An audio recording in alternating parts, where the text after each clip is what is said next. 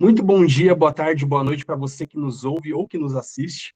Esse é mais um episódio do podcast da Visio, Simplificando o Digital, e hoje a gente vai conversar um pouquinho sobre como a alocação de desenvolvedores é uma estratégia de crescimento para as empresas. Mas antes de começar a nossa conversa, gostaria de pedir para os nossos convidados se apresentarem, por favor.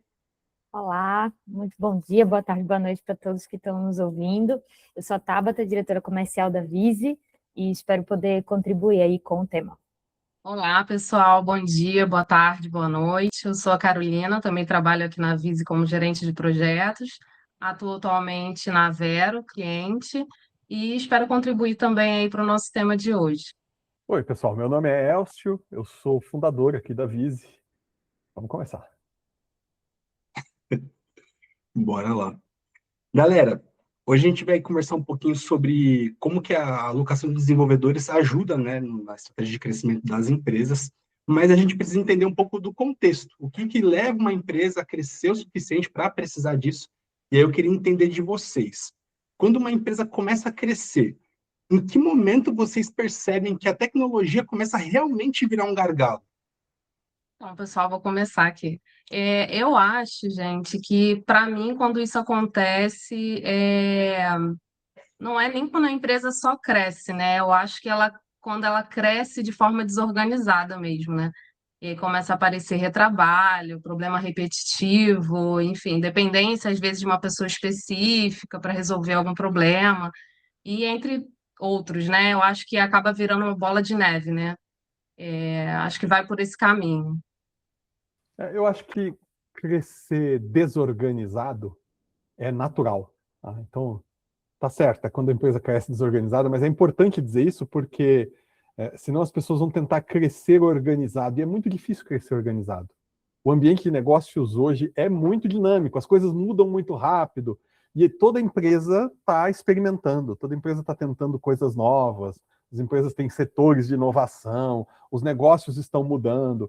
Então você começa uma operação, você testa, você vê o que dá certo, você muda a operação, necessariamente você vai chegar num estágio em que você, encontrei o modelo de negócio, legal, mas o software que eu tenho, eu sei o que o negócio quer fazer, mas o software não deixa, vamos adaptar. E a gente adapta o software, faz funcionar, e daqui um tempo tem que refazer outro ciclo de novo, porque o negócio mudou. É assim mesmo. Faz parte, né, Elcio, da evolução mesmo ali do processo. E acho que a Carol até citou, né, que trabalha no time da Vero quando ela estava se apresentando e tudo mais, e acho que não só quando a empresa cresce, mas citando assim o exemplo da Vero, a Vero cresceu comprando, né, outros provedores menores, e com isso ela saiu integrando, né, a gente precisou ir ajudando a Vero a integrar esses sistemas desses provedores menores, e a empresa foi crescendo, e eu acho que é natural que a arquitetura, os sistemas que serviam a Vero lá no início, naturalmente eles não servem mais hoje em dia, né? Então, nem é só crescer porque sei lá, a estratégia mudou ou algo do tipo, e sim porque o próprio modelo de negócios exige isso, né? E eu acho que a tecnologia começa a virar gargalo nesses momentos em que a própria arquitetura não serve mais, né, ao modelo de negócios ou a como o negócio está agora, mas eu acho que também que vem na minha cabeça assim, um cenário muito comum, quando o time, quando assim, tudo vira gargalo, né? Então, assim, o time ele precisa estar o tempo todo destravando tarefa, né? Ao invés de estar pensando no crescimento mesmo dos sistemas, dos produtos que tem dentro da empresa, né? Isso costuma acontecer muito. Então, acho que, enfim, existe esse cenário também. Sim, existem esses gargalos que são naturais de acontecer, né? Mas existem alguns também que são causados por talvez problemas ou erros que acontecem no meio do caminho, né? E aí Uhum. eu queria que vocês me trouxessem essa visão. Vocês enxergam que as empresas elas travam mais, geram mais esses gargalos que poderiam ser evitados por conta de quais áreas? É equipe, é processo, decisões de negócios? Quais dessas áreas vocês enxergam que geram mais problemas, mais gargalos, travam mais as empresas? Eu acho que o processo eu acho que é muito importante, porque se não tiver um processo claro ali, ninguém sabe o que priorizar, né? Eu acho que tudo fica urgente, né? E para ontem fica impossível você ter um bom planejamento, sabe?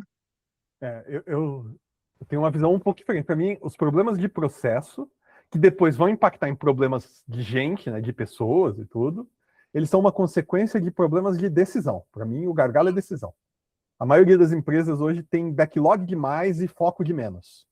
Sabe? O que tem que fazer? Tem que fazer isso tudo. E todo mundo diz, nossa, minha fila de demandas está muito grande, a gente quer fazer tanta coisa e tal. Poucas empresas dizem, tá, eu tenho que fazer isso tudo, mas o que eu preciso fazer primeiro é isso. O que eu preciso fazer em seguida é isso, sabe? Então isso deriva talvez de uma falta de visão de processos, vai impactar em problema de pessoas, mas esse é o problema que a IA não resolve, né? Decisão. Sim, faz sentido. E a gente está falando desse contexto mais amplo, né, para entender necessariamente como que a alocação de um time externo pode auxiliar na solução desses pequenos gargalos ou grandes, né, dentro das empresas. E aí, eu queria entender se vocês enxergam, ou se não, eu acho que vocês com certeza enxergam, mas quais são os erros mais comuns de uma empresa quando eles tentam aumentar o time de tecnologia interno? Eu acho que o erro comum é contratar mais gente, né? Acho que achando que isso vai resolver o problema. Porém, quando você não estrutura realmente ali teu fluxo, né? Teu processo, né? Você acaba só aumentando ali o volume de problema para você, né? E não a capacidade de entrega de fato, né? Então, eu acho que esse é um gargalo importante. Coloca mais gente num problema mal organizado. Isso. E também, que tem muito a ver com isso, é confundir velocidade com pressa, né? Às vezes, ok, a gente tem projetos que precisam ser entregues rápido, né? Mas muitas empresas, elas terminam abrindo mão de boas práticas, né? De arquitetura, boas práticas de onboarding, né? Que é muito importante, para que o dev ele seja produtivo, né, ele comece a produzir de forma mais rápida dentro dos projetos em que ele é inserido. Então, acho que é muito importante saber equilibrar, né, fazer um onboarding bem feito, contextualizar o dev, né, qual que é o problema que aquele projeto, aquele produto, enfim, está ali para resolver, né, para que todo mundo esteja na mesma página. Então, acho que é um erro que eu particularmente vejo bastante acontecer. Tem um termo que nesse mercado de desenvolvedor virou até piada, muita gente critica e tal, mas a primeira pessoa que eu vi usando foi o Joel Spolsky, que é um cara que eu respeito muitíssimo. O Joel Spolsky foi líder de desenvolvimento do Excel, que é, na minha opinião, o melhor produto da Microsoft, sabe? Um cara que eu leio tudo que ele escreve, é fantástico. O cara sabe demais sobre desenvolvimento de software. E aí tem um negócio que ele comenta que é algo assim: você pega dois desenvolvedores que se formaram no mesmo lugar, fizeram as mesmas provas, têm o mesmo tempo de mercado e coloca os dois para resolver problemas do mundo real. Você encontra disparidades de performance de 10 vezes, sabe? Então tem os caras que fizeram a mesma coisa, estudaram a mesma coisa, têm a mesma experiência, e ele vai sentar para programar e ele é 10 vezes menos produtivo do que o outro. E aí isso até virou piada na área, você fala, o Dev 10x e tudo mais e tal.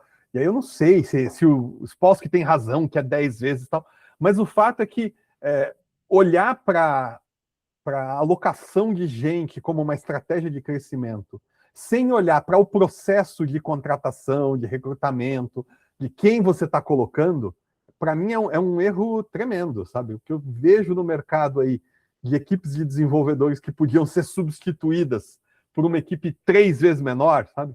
E com a mesma performance. Né? Então, como é um tópico muito subjetivo, sabe? Imagina para a pessoa que, cara, formada em psicologia, foi trabalhar no RH e agora tem que contratar desenvolvedores. Como avalia isso, sabe? O cara responde tudo certinho na entrevista. Né? E na hora de entregar, não é a mesma coisa. Então, é um tema delicado, é um tema sensível. Eu vejo as empresas errando muito nisso. E, nesse caso, o RH ele vai enxergar como? Eu preciso colocar uma pessoa no lugar de outra, que tenha, teoricamente, as mesmas habilidades, né? Então, existe essa cultura de enxergar como tapar o buraco, né? Eu preciso tapar um buraco aqui, contrata alguém e coloca no lugar. E aí, quando percebe-se que, muito provavelmente, o RH não vai ter alguém especializado em contratar desenvolvedores, eles recorrem à terceirização. E aí, quando eles começam a contratar, ainda com essa visão de tapar buraco, continua gerando alguns certos problemas. Mas em que momento que isso realmente, que a contratação de desenvolvedores externos realmente vira uma estratégia de crescimento para a empresa? Como é que isso acontece? Como é que isso realmente é uma estratégia? Eu colocaria 3 pontos-chave aqui. Primeiro, quando isso acelera uma agenda importante de negócios. Poxa, eu sei, do ponto de vista de negócios, por que eu estou fazendo esse movimento. Eu sei qual que é o retorno que eu espero em termos de negócios. Né? Segundo, quando o time entra no objetivo e não só na tarefa. Então, eu estou contratando esse pessoal aqui e eu não estou contratando eles para que eu tenha que microgerenciar e dizer para eles exatamente o que eles vão fazer. Eu estou contratando um time para quem eu posso dizer, olha, pessoal, o objetivo é esse, é isso aqui que eu preciso resolver. Cuidem vocês das tarefas, sabe? E aí, em terceiro lugar, quando a empresa está comprando capacidade de execução e não só braço. Sabe? Então, poxa, eu sou uma empresa aqui de uma fábrica de automóveis e eu preciso de software. Né? Então, eu não estou simplesmente evitando de ter que contratar, eu estou contratando gente que tem um know-how especializado. Eu estou contratando gente especialista em resolver o problema de software, e isso vai me dar, naturalmente, uma capacidade de entrega, vai me dar um resultado muito melhor do que eu simplesmente estivesse contratando eu mesmo no mercado, sabe? Então, eu estou olhando não para headcount, não estou olhando para quantas pessoas eu preciso, eu estou olhando para esse fornecedor que vai trazer essa solução, qual que é a capacidade dele de executar. Então, são essas 3 coisas que eu imagino que fazem com que a alocação seja uma estratégia de verdade, não só, faltou gente, tapa um buraco aí. Eu concordo com o Elcio, eu acho que é nessa linha quando a empresa ela entende que aquilo pode realmente acelerar, né, o crescimento dela, né? Não é só resolver o problema, né? Conseguir entregar mais sem travar o que já está rodando hoje, né?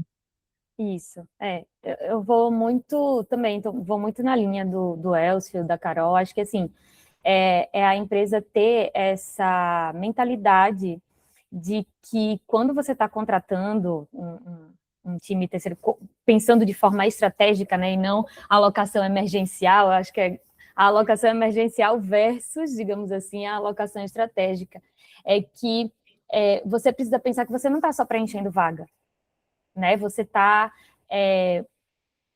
montando, você está construindo um time que vai servir como uma extensão mesmo do seu negócio, né? Que vai pensando numa evolução constante, né? De todos, tanto do negócio quanto do próprio time, enfim.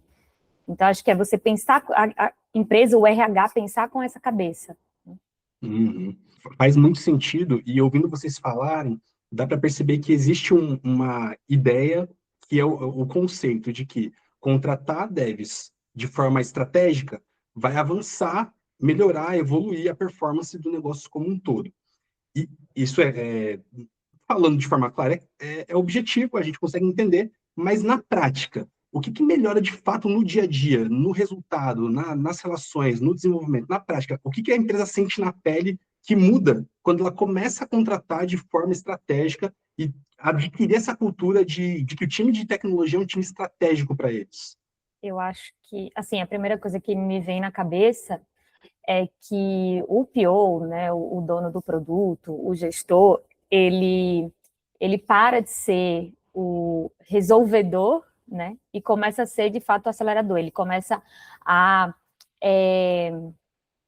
ele começa a sair justamente do microgerenciamento, começa a sair do operacional e ele começa a poder pensar na evolução mesmo do produto, né? Nas estratégias de como que eu vou fazer para esse produto crescer, para melhorar para os usuários, para, enfim, colocar novas funcionalidades aqui dentro, o que é que a gente pode inserir aqui nesse produto. Então, eu acho que essa é uma das principais... é um dos principais ganhos, né? Deixar de ser babado o time e, de fato, começar a pensar na evolução do produto. sistema, enfim. Tem também a vantagem óbvia de você ampliar a capacidade de entrega sem inflar a estrutura fixa, né? No Brasil, a legislação para contratar e demitir é bastante burocrática, é bastante complexa, então você ganha alguma flexibilidade em relação a isso, né? E acho que a visão estratégica num contrato de alocação vai evitar aquele posicionamento de nós contra eles, sabe? Pô, contratei um pessoal aqui e agora eles estão tentando ganhar o máximo, entregando o mínimo, eu estou tentando fazer com que eles entreguem o máximo, ganhando o mínimo, tem um conflito de interesses claro. Mas se você contrata estrategicamente parceiros estratégicos, o parceiro passa a atuar como uma extensão do time mesmo. O objetivo do parceiro é o seu objetivo de negócio, né? Então, as coisas funcionam bastante bem se você pensa estrategicamente. É deixar de buscar um fornecedor e passar a buscar um parceiro, né? Sim. E aí, normalmente, as empresas que contratam desenvolvedores alocados de outras empresas terceirizadas, eles têm, e muito provavelmente, eles já têm um time interno de tecnologia, né? E aí a gente tem esse desafio de equilibrar, de unir essas forças. Como é que vocês enxergam que é um bom equilíbrio para uma empresa que já tem um time interno de tecnologia e aí precisar agregar um time externo? Isso funciona na prática? Eu acho que funciona, Matheus. Eu enxergo muito assim como complemento, sabe? Eu acho que o time interno, ele conhece do negócio, da base, ele domina ali, né? E o alocado, eu acho que ele ajuda a tirar as coisas do papel mais rápido, né? Eu acho que eu vejo um problema quando esses papéis se misturam. Então, eu acho que é muito importante nesse momento ter a definição de papéis ali bem clara, né? Do time interno e o externo. E aí, isso que você comentou agora, cara, é interessante. Eles precisam ter muito bem os papéis definidos do que o time interno e externo vão executar, vão desempenhar. O que mais vocês veem que uma empresa precisa ter já bem organizado e estruturado para conseguir contratar um time de desenvolvedores externo como parceiros? Porque eu acho que a gente começa a entrar naquele cenário de qualquer empresa? Não é? O que eles precisam ter para conseguir fazer esse tipo de contratação? Legal. Eu penso em 3 coisas aqui. Primeiro, prioridade. Tem que ter um objetivo claro, bem definido, né? Por que você está contratando? E não é assim, puxa, eu estou contratando porque eu tenho tarefa de mais e gente de menos. É uma razão óbvia para contratar? Mas se isso não tiver um objetivo macro de negócio, vai ser difícil depois você avaliar o quanto deu. Deu certo porque diminuiu a minha quantidade de tarefas, né? Diminuiu o que tinha no meu backlog. Mas qual que é o valor estratégico disso? Então, prioridade clara, por que você está contratando, qual que é o objetivo de negócio que você tem. Segundo ponto, você ter uma liderança disponível, ter um PO para cuidar do projeto, ter alguém, sabe? Porque o parceiro está embarcando num ambiente, num negócio, numa cultura que ele não conhece, sabe? E por mais repertório que tenha o parceiro, eu desenvolvo software profissionalmente há 24 anos, vai fazer 25 anos que eu desenvolvo software profissionalmente. Então, já desenvolvi software para a empresa de logística, para o setor financeiro, para a indústria de linha branca, para automotivo, para ração de cachorro, para consultoria tributária. Imagina qualquer tipo de negócio aí. E aí é interessante, porque, numa roda de conversa, um bate-papo informal, a pessoa fala sobre qualquer negócio hoje, eu sei um pouquinho de cada coisa, sabe? As pessoas costumam se impressionar, mas como é que você sabe disso? Não, eu fiz um software sobre isso e tal. Mas mesmo assim, cara, eu vou entrar num negócio hoje, eu chego lá, eu não sei nada, sabe? As coisas mudam muito rápido, cada ambiente é um ambiente. Então, você tem que ter liderança interna que entende que eu estou trazendo um parceiro de fora para desenvolver software, eu vou precisar dedicar tempo, especialmente no começo, para colocar esse parceiro dentro do ambiente. Ele vai precisar entender minha cultura, ele vai precisar entender meu negócio, ele vai precisar entender as regras aqui, as regulamentações, a minha tecnologia, o jeito de trabalhar. E depois, essa liderança tem que estar disponível para que o projeto ande. É ela que vai definir prioridades ao longo do desenvolvimento e tudo mais. Então, esse segundo ponto acho que é bastante importante. E um terceiro ponto é um ambiente minimamente saudável para o time trabalhar, sabe? Então, poxa, e eu tô falando assim, quando a gente fala de ambiente ser saudável, muita gente toma isso como um valor moral. Eu sei que tem empresas que têm ambientes insalubres para trabalhar porque é uma cultura tóxica. Mas não é disso que eu estou falando, sabe? Eu estou falando do seguinte, cara, eu vou trazer aqui um time, 5 desenvolvedores para trabalhar junto com um gerente de projetos, 2 QAs e um profissional de UX. Legal. Eles vão precisar minimamente ter ali, se vocês vão trabalhar alocados, vão precisar ter espaço, né? Vai trabalhar remoto, você vai precisar de conexão, você vai precisar de ferramenta, você vai precisar de acessos, você vai precisar, sabe? Tem todo um ambiente, uma estrutura que muitas vezes a empresa tem pressa para resolver as coisas, mas não fez essa lição de casa. E é bastante frustrante, porque você traz uma equipe para trabalhar e o pessoal fica ali sem ter muito o que fazer, não tem processos, não tem comunicação, a tarefa não chega na mão de quem vai resolver. Então, essas 3 coisas que eu apontaria: prioridades, liderança e ambiente. Faz muito sentido.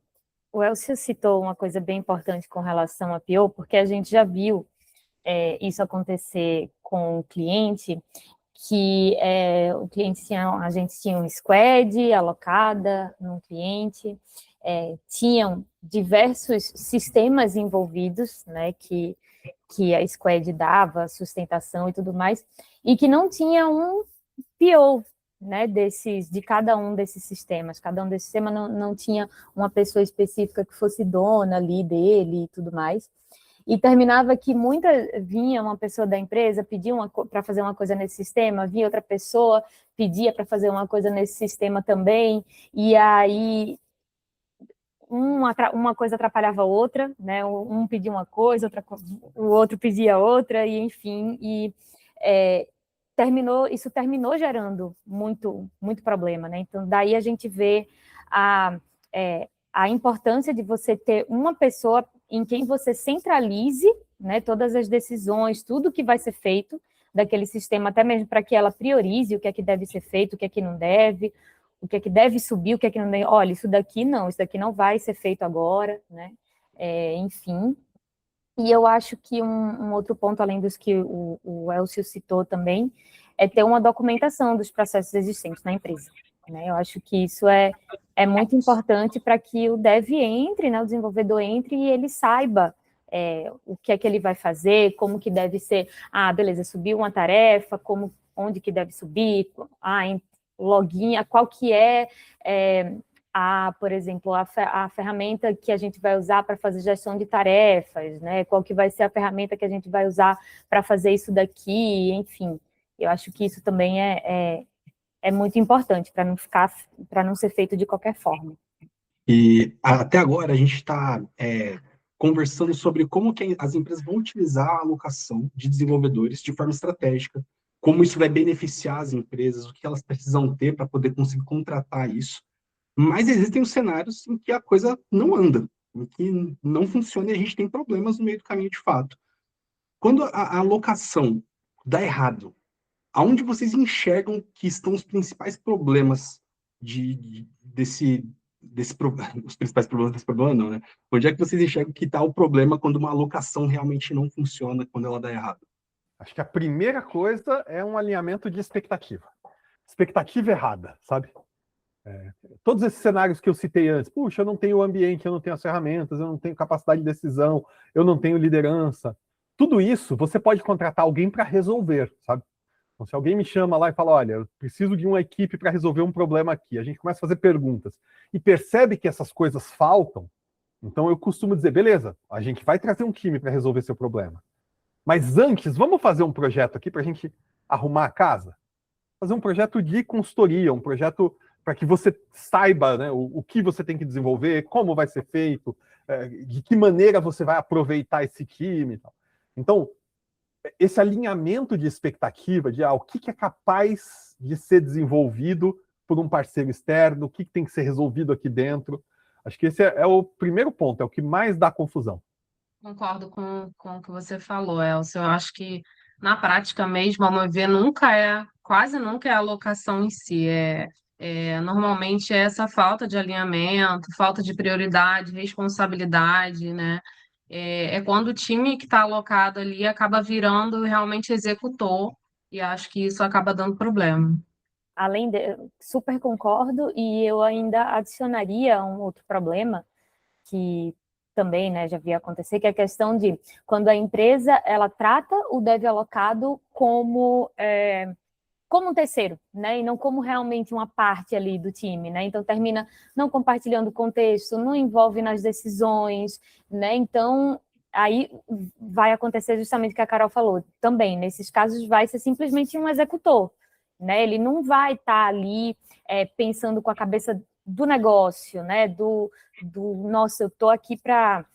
isso daqui, essas tarefas que eu estou executando são para resolver esse problema daqui, né? Esse desafio daqui. Então, acho que a empresa precisa trazer o dev, mesmo que ele seja, né, um terceirizado, trazer para dentro do time mesmo, tipo, parte do, como eu falei, né, que seja uma extensão do time interno. Tem que ter bom onboarding, tem que ter autonomia, né? Você está trazendo alguém inteligente, criativo, capaz de pensar e resolver problemas, né? Você não está trazendo essa pessoa para você mandar em cada detalhe do que ele vai fazer. Está trazendo para apresentar um problema e deixar essas pessoas resolverem o problema. Isso. E é interessante essa perspectiva que vocês estão trazendo de que, na maior parte dos casos, o problema não é o desenvolvedor em si, mas é alguma coisa que falhou no meio do caminho no processo, né? Entre as relações, criação de expectativa, processos e tudo mais. E é claro que vai existir ali a exceção de, pô, a gente teve um desenvolvedor que não performou bem. Nesse caso, a solução é óbvia, né? A gente treina, a gente capacita, a gente auxilia, se for necessário, a gente coloca uma pessoa mais capacitada para poder estar atuando, mas é interessante as empresas saberem que quando elas contratarem, antes delas procurarem culpado, é procurar qual que foi o problema, qual que foi o processo que falhou no meio do caminho que gerou aquelas situações onde a gente considera que a alocação deu errado, né? Então, é uma perspectiva bastante interessante para as empresas terem esse olhar mais cuidadoso quando forem fazer essas contratações, né? E aí, existe algum tipo de empresa ou algum momento da empresa em que não faz sentido contratar desenvolvedores terceiros? Quando ela ainda não sabe o que ela quer construir, né? Eu acho que se uma empresa ela está num momento de descoberta do produto, que, né, ainda está resolvendo o que é que vai ser feito, na minha opinião, ainda não é a hora certa, né? Você precisa contratar um desenvolvedor quando você tem muita clareza sobre qual que é o objetivo, seja daquele produto, né? Enfim, daquele sistema, precisa ter clareza mínima do que é que vai ser desenvolvido. Complementando aí o que a Tabata falou, eu acho que eu não vejo nenhum tipo de empresa assim, mas eu acho que não faz sentido, por exemplo, quando a empresa não tem clareza ali, né, justamente para onde ela quer ir, onde ela quer chegar, e também um fluxo de processo ali minimamente definido, né? Então, eu acho que isso é super importante. Faz todo sentido. Além disso, eu tenho uma questão que talvez você precise olhar para o time interno. Digamos, uma empresa tem desenvolvedores, né, desenvolvedores internos, e ela quer aumentar a capacidade. Você precisa olhar para o time interno e ver por que seu time interno está completamente ocupado. Se o seu time interno está trabalhando em excelentes processos e está ocupado simplesmente porque o backlog é grande e estrategicamente faz sentido acelerar o backlog, ótimo, contrata a gente de fora, chama a Vise aí, a gente vai resolver. Agora, se você olhar para o seu time interno e perceber que eles estão muito ocupados, mas não estão mexendo em ponteiros de negócios, então talvez você tenha um problema de priorização, talvez você tenha um problema de processo, talvez você tenha um problema de tecnologia, sabe? Tecnologia ruim. E aí todo mundo diz, a tecnologia boa é a que funciona para você e tal. Mas tem tecnologia ruim, tem jeito ruim de construir tecnologia. Então talvez seu time esteja enxugando gelo aí, sabe? Trabalhando de um jeito ruim. E não adianta você trazer um exército de fora. Seria muito melhor gastar esses recursos em otimizar os processos, em fazer o pessoal trabalhar bem, e aí ver que velocidade você realmente consegue, e aí ver se precisa de alguém de fora. Né? E um último aspecto, acho que seria um momento assim, a empresa não está pronta para trazer alguém de fora, é quando não tem ninguém do lado de dentro para liderar. Sim, faz muito sentido. E assim, eu sei que vocês já comentaram de alguns pontos em relação à pergunta que eu vou fazer agora, mas eu queria entender de forma mais clara sobre isso. Por que contratar devs externos de uma empresa terceirizada, ao invés de contratar para o meu time interno, através da minha própria empresa? Quais seriam assim, os pontos que seriam mais relevantes nessa questão? Eu acho que um dos mais, não sei se eu diria óbvios, né, mas contratar internamente exige tem um custo de risco, né, que algumas empresas, elas, às vezes, subestimam, né, que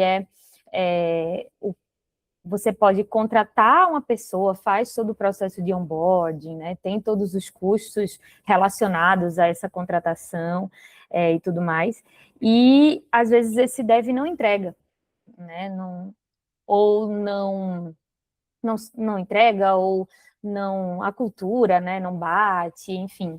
E aí você vai precisar demitir, e aí demitir também tem o custo alto, né? Então, acho que esse risco, né, quando você faz uma contratação terceirizada, você consegue reduzir, né, esses custos aí. Então, você consegue ter, além dessa previsibilidade, né, você consegue ter, por exemplo, você consegue escalar ou reduzir, às vezes, o time de forma mais acertada, né, de acordo com justamente o backlog, né. No caso da Vise, por exemplo, a gente também oferece um suporte técnico sênior lá, né, em que, por exemplo, os devs que estão alocados, eles estão com algum problema e que eles estão precisando de alguma ajuda para resolver esse problema dali, eles podem acessar esse suporte, esse time sênior da Vise para ajudá-los, né, com a resolução desses problemas, enfim. Então, são algumas, eu acho que o primeiro ponto assim que me veio na cabeça foi isso, né, previsibilidade de custo. E também questão, né, você tem acesso a profissionais que já vêm com boas práticas, né, com metodologia, né, enfim. Então, você já sabe aquilo dali que você está contratando. Acho que é isso, a qualidade do que você está contratando. Complementando aí o que a Tabata falou, eu acho que... Deixa eu fazer uma pergunta. Claro. Qual que é o segredo? Entende? Porque, poxa, a empresa está lá, ela não consegue contratar com precisão, e aí ela contrata e pode ser que não dê certo, e tem risco, não sei o que e tal. Aí ela chama uma empresa que traz devs, uma empresa como a Vise, por exemplo. Mas a gente também não corre o mesmo risco de não contratar com precisão, de ter que demitir. Por que compensa contratar uma empresa assim ao invés de você resolver você mesmo? Eu acho que, assim, o principal ponto é que a Vise, ela está... o core da Vise é a tecnologia, e a Vise está há anos contratando desenvolvedores, aplicando testes, né? Eu acho que a principal questão é quando o core da empresa não é tecnologia, né? Então o RH ele não consegue contratar de forma tão acertada, não consegue aplicar os testes corretos para que beleza, o dev ele vai atuar nesse projeto daqui, então ele precisa saber, ter conhecimento, ter domínio de determinada tecnologia, né? Enfim. Eu acho que como o RH da Vise ele já está acostumado a isso, né? A gente sabe quais que são os conhecimentos necessários para aqueles desenvolvedores ali, quais que são as habilidades, enfim. A gente termina conseguindo acertar muito por conta disso. Porque o nosso processo de contratação, a gente já faz isso há muito tempo, né? É o nosso core, basicamente, fazer isso. Não sei se eu te respondi, Elcio. Eu acho que sim, acho que faz todo sentido. A gente tem um RH técnico, né? O pessoal é capaz de preparar teste de código, ler código, conversar sobre tecnologia com o programador, sabendo o que está falando. Além disso, tem uma questão de otimização de alocação e demanda, né? Que assim, é bem comum. Uma empresa precisa de alguém para um projeto de 6 meses. Sabe? Puxa, eu vou contratar um bom desenvolvedor no mercado hoje, dependendo do momento do mercado, né? Na pandemia, estava levando 3, 4 meses para contratar. Eu não tinha desenvolvedor e tal. Então, você vai levar 3, 4 meses para contratar alguém, para o cara trabalhar 6 meses e você demitir. Nem toda demanda é permanente, né? Enquanto uma empresa como a Vise está lidando exatamente com isso. Então, a gente está aqui, puxa, está terminando um projeto aqui, onde eu vou alocar esse cara? Acontece bastante aqui na Vise, por exemplo, recontratação. Um profissional passou pela Vise, foi para o mercado, foi ganhar experiência, foi fazer carreira, e daqui a um tempo a gente olha o mercado e fala, pô, fulano está procurando oportunidade, traz ele para cá, a gente já conhece, a gente sabe que é bom, né? Então, as empresas que estão lidando com isso, elas têm muito mais flexibilidade, né, para ter alguém rápido, para dispor dessa pessoa daqui 6 meses, porque ela vai alocar em outro projeto, tem aonde colocar, né? Então, tem uma otimização disso também, né? Sim.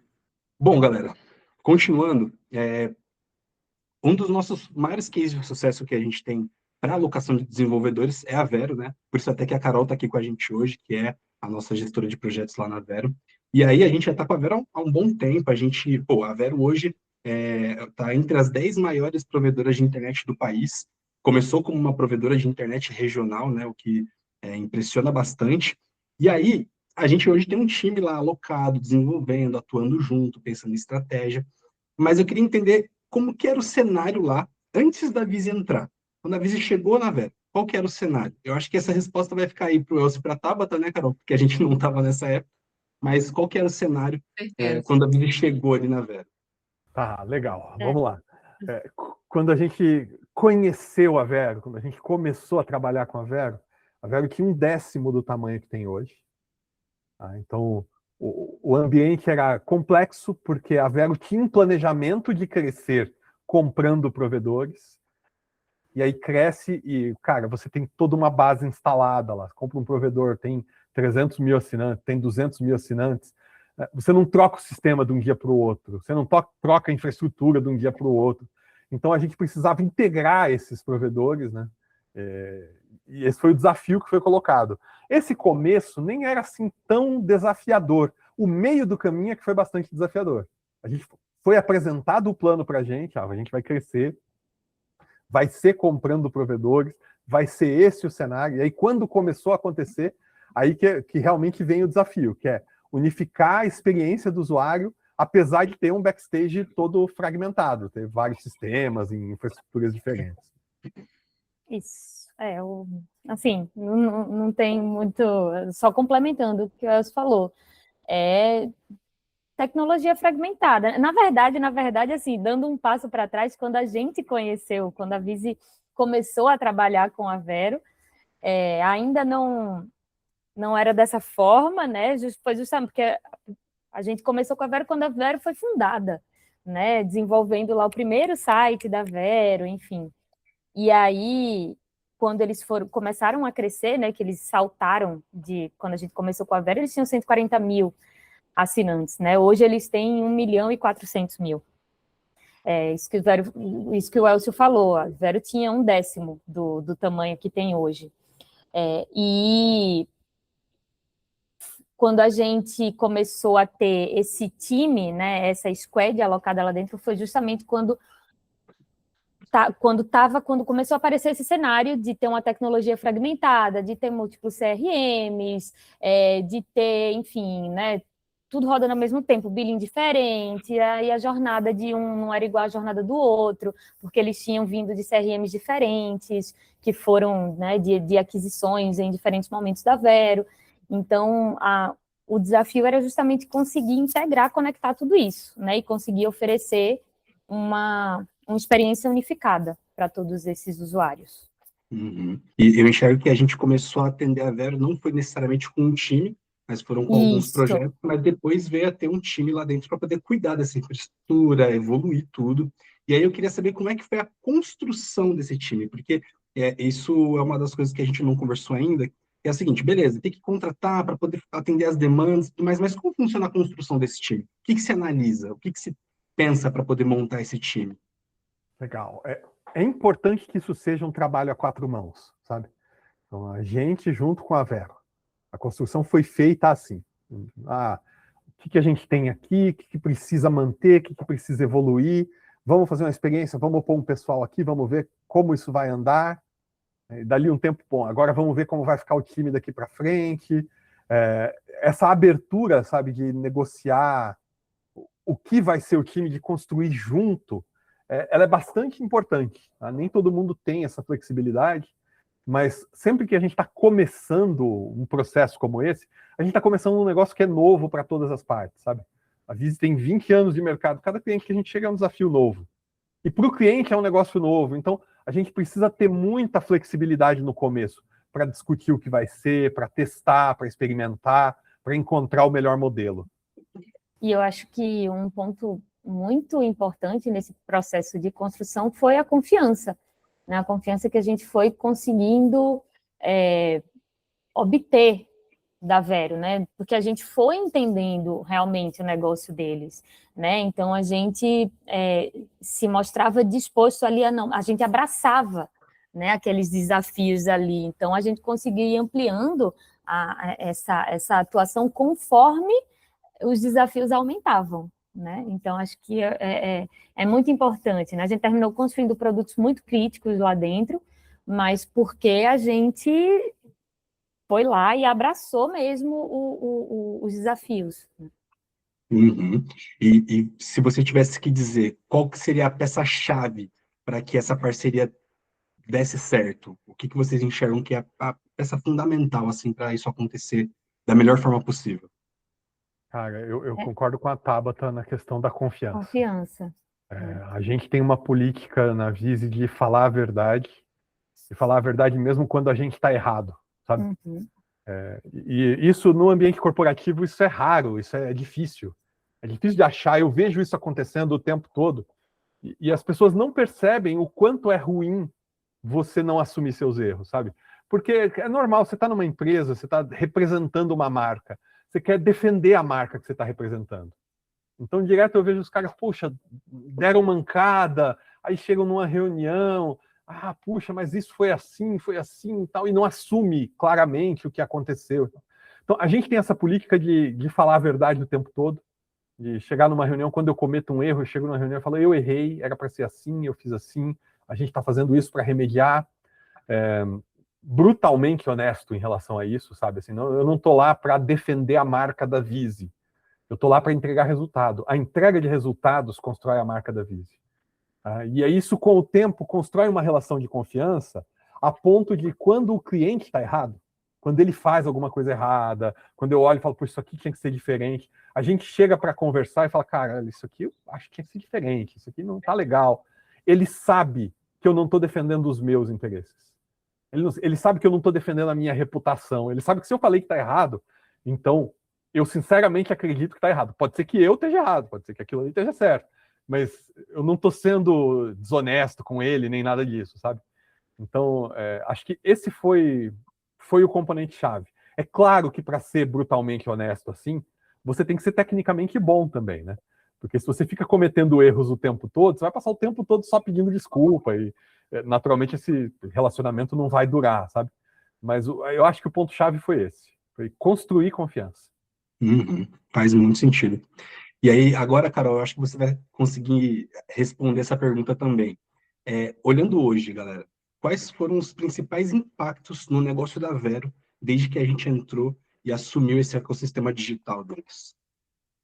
Eu acho que teve um impacto direto ali na escala e na eficiência deles, né? Hoje a Vera ela consegue, por exemplo, lançar um produto muito mais rápido, né? Integrar parceiros com mais agilidade, é, e reduzir também muito o processo manual, né? Que tinha antes, né? Além disso, eu acho que melhorou muito a experiência do cliente, né? O app, né? Por sinal, a gente lançou a versão nova agora em janeiro, melhorou muito, virou central ali, está mais integrado, muito mais usado pelos clientes. Então, aí foi o que a Tabata falou, né? A Vero saiu de uma base pequena, né, para milhares de usuários ativos ali no app também. E isso foi um impacto muito grande para eles, né? Sim, inclusive, a nota do app é muito alta, né? Uhum. Não, tem um número Muito. que eu acho que é bastante interessante, assim, que varia mês a mês, mas a quantidade de usuários usando o aplicativo todo mês está na casa dos 60 e poucos, às vezes chega perto de 70% da base de usuários usa o aplicativo da Vero todo mês. Você tem internet aí na sua casa, no escritório e tudo, você tem um provedor de internet com o qual você se relaciona. Com que frequência você abre o aplicativo do seu provedor de internet, sabe?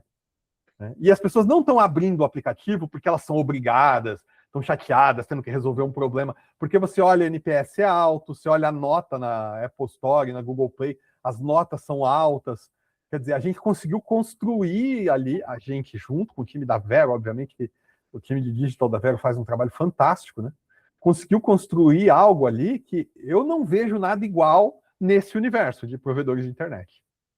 Sim, sim. E aí eu queria fazer uma pergunta aqui de bastidores.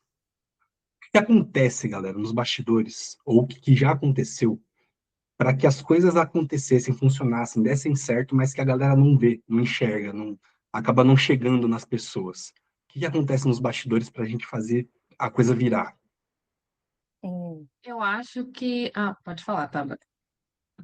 Não, assim, eu penso, né, que quando o trabalho de arquitetura, ele parece ser invisível para quem está usando, é porque significa que ele funcionou muito bem.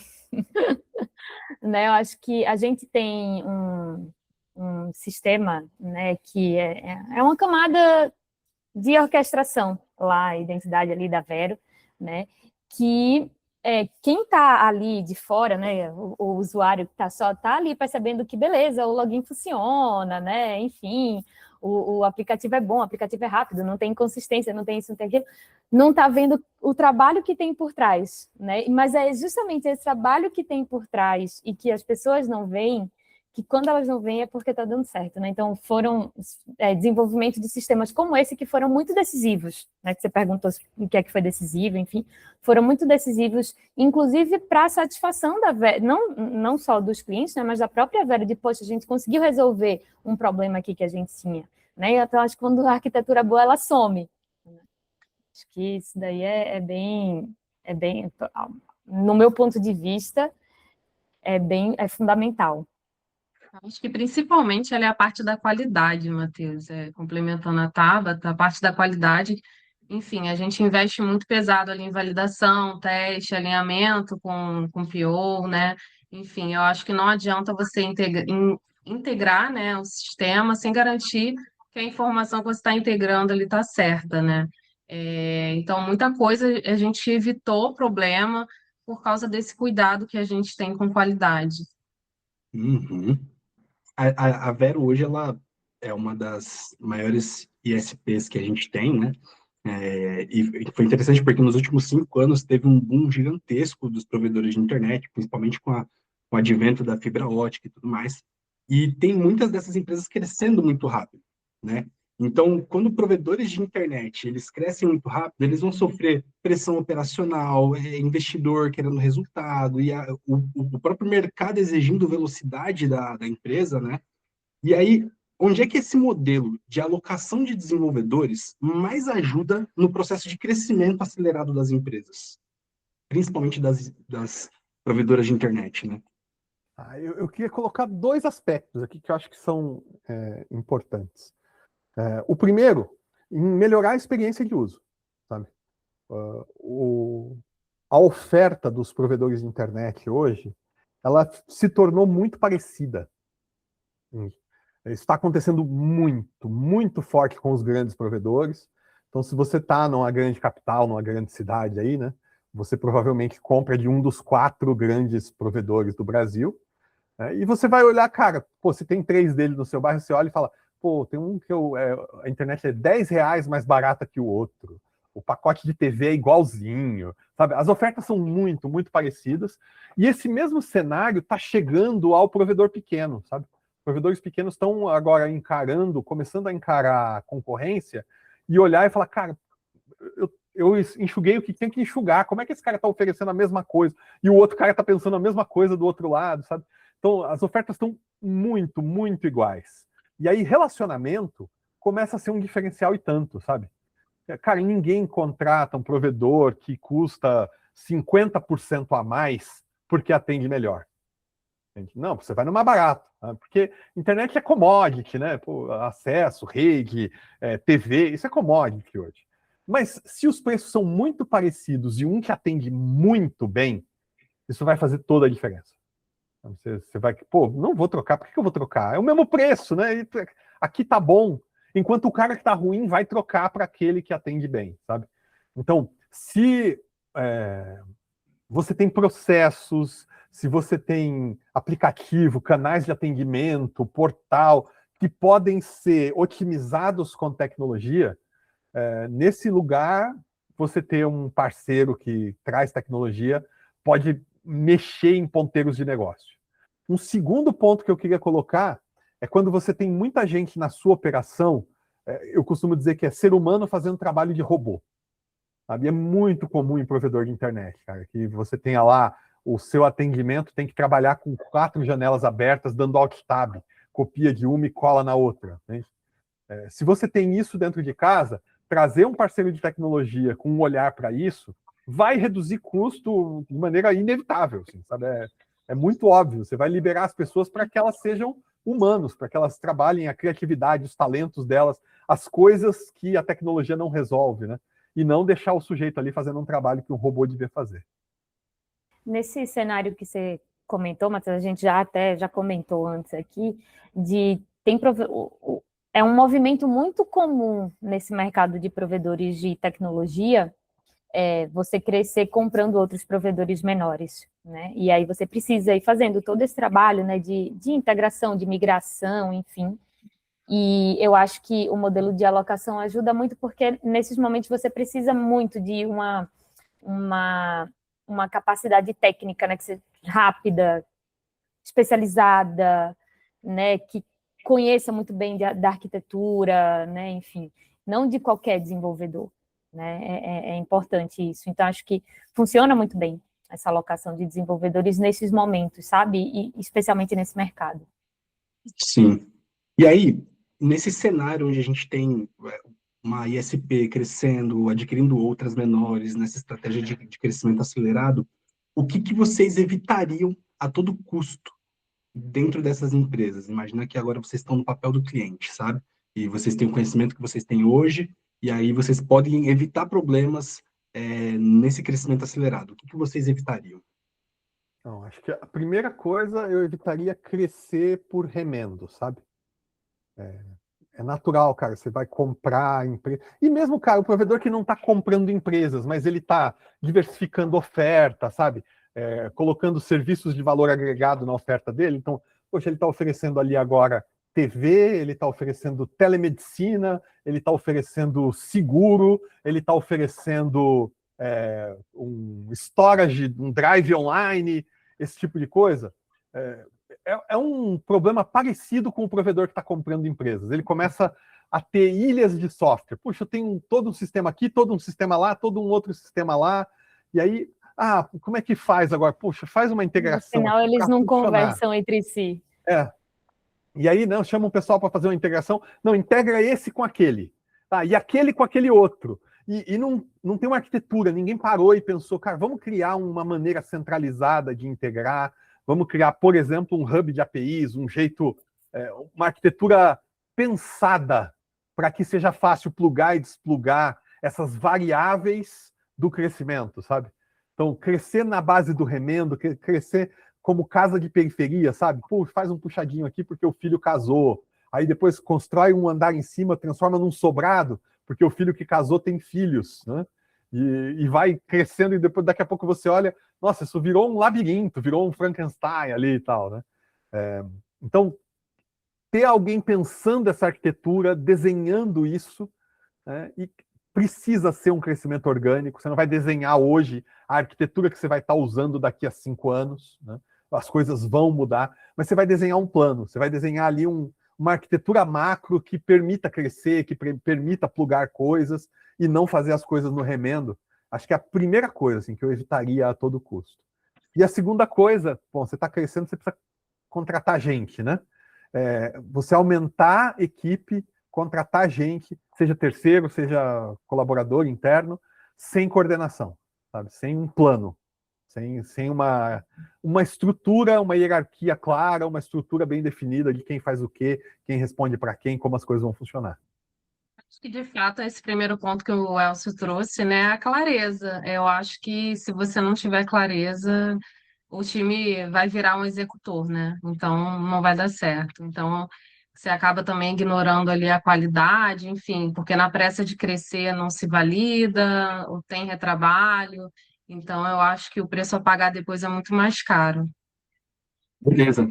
E aí, pessoal, para a gente poder encerrar, eu quero que vocês deem aí uma dica para quem está ouvindo aqui a gente, pensando em utilizar a alocação de desenvolvedores como uma estratégia de crescimento para sua área, para sua empresa.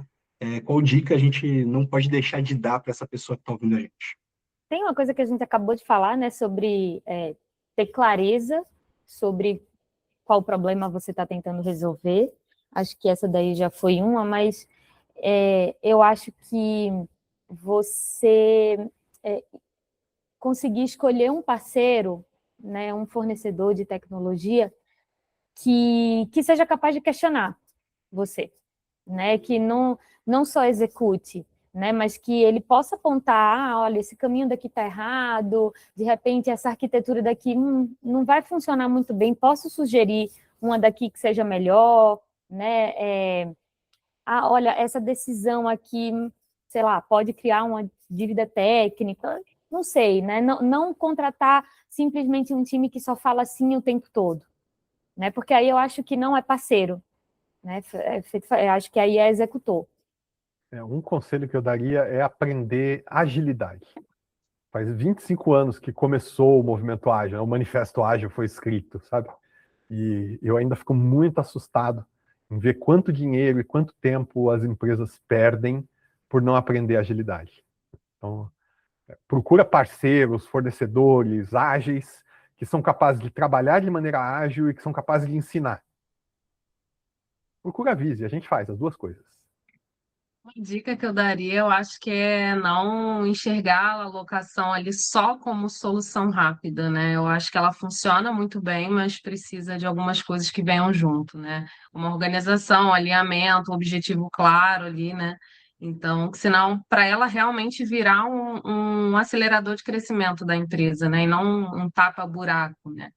Então, eu acho que no fim não é sobre só você ter mais gente, mas é também conseguir entregar melhor e com mais consistência. Com certeza, com certeza. É isso, pessoal. Muito obrigado por terem compartilhado as visões de vocês. E para você que está ouvindo a gente, está pensando em colocar desenvolvedores aí como estratégia de crescimento, chama a gente, entra no nosso site, vise.com.br, manda uma mensagem para a gente e vamos construir esse time juntos, vamos pensar juntos nas suas demandas e entender aquilo que vocês estão precisando aí, beleza? É isso, pessoal. Muito obrigado.